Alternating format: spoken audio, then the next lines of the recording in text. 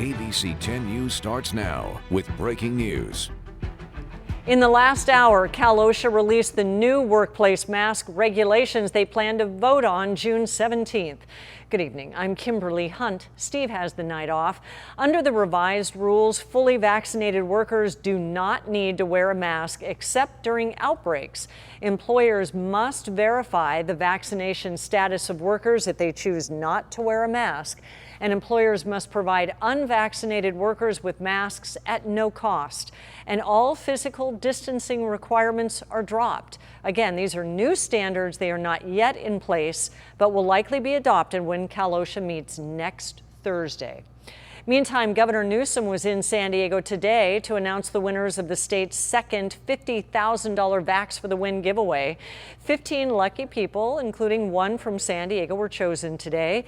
ABC 10 News reporter Mimi Alcala introduces us to one of last week's winners from Vista. How do we sign? We'll sign it right here. Nancy, get in here. Well, I was getting ready to go to the movies with my friend, actually, and my mom came in. And she was like, "You won't believe it." I was like, I didn't believe it. That's Nancy Gutierrez, a 17-year-old from Vista and one of the lucky winners of California's Vax for the Win program. 33.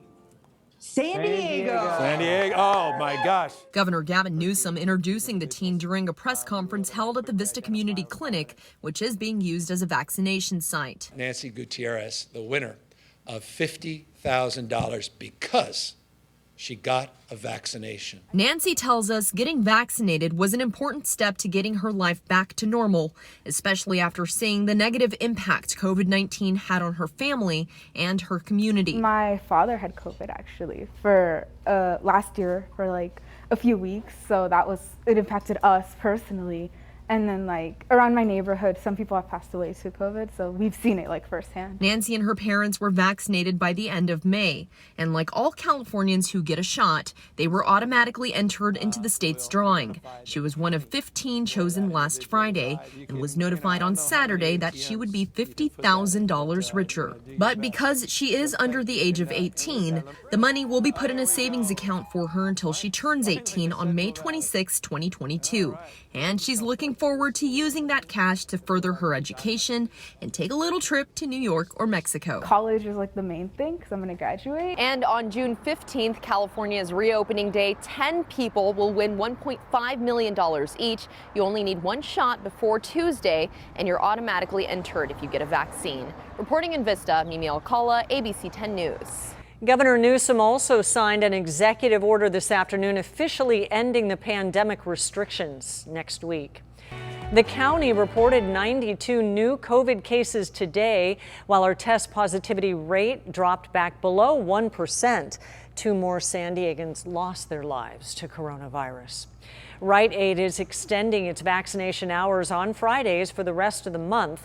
The Night Shots initiative is part of the White House's goal of getting 70% of adults at least one shot by July 4th. Vaccinating hours will be extended until midnight on Fridays at hundreds of Rite Aids, including several here in San Diego. The full list of participating locations can be found on riteaid.com. A San Diego man is on a Caribbean cruise ship that has 2 passengers who tested positive for COVID-19. He tells ABC 10 News reporter Jennifer Kastner he may have been exposed during a shore excursion and must now stay in his room. Yeah, we love to cruise. I mean, it's just a great way to travel, see new places. San Diegan Kurt Sterling spoke to ABC 10 News from his cabin Friday aboard the Celebrity Millennium. The ship made history in Barbados this week as the first to set sail in North America with paying customers since the pandemic started. Once we got on board, as soon as we got on board, they said, you don't have to wear your mask because, everyone's vaccinated. So it was kind of just a surreal moment after having to wear the mask so often, right, at home in San Diego. The cruise line says that the ship is sailing with a fully vaccinated crew and guests, and that all guests were required to show proof of vaccination and a negative test 72 hours before the ship left St. Martin last Saturday. Everything was smooth sailing until Thursday night when Sterling and his partner got a message from management. what they asked us to do is stay in the room, and that they were going to send one of the nurses up to do a PCR test on us because they had done contact tracing and we were around this couple. According to Celebrity Cruises, 2 passengers who were sharing the same cabin tested positive during required end of cruise testing.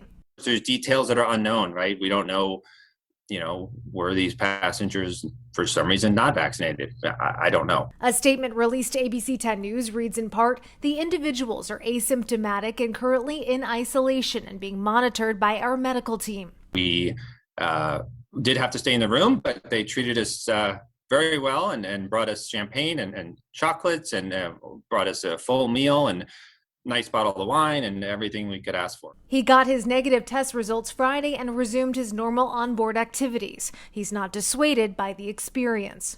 If you're comfortable, traveling, I would say, and you like cruising, get back on a ship as soon as you can. Jennifer Kastner, ABC 10 News.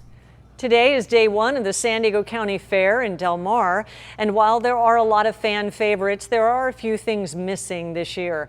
There are many animal exhibits, from cows to pony rides to a bird display. One thing missing right now are the rides. There are currently 2. It's a carousel and a Ferris wheel. The families that showed up today didn't seem to mind. They're just happy to be back at the fair. We've been going pretty much every year. I mean, we born and raised in San Diego, so it's what you're supposed to do during the summer. Go to the Del Mar Fair.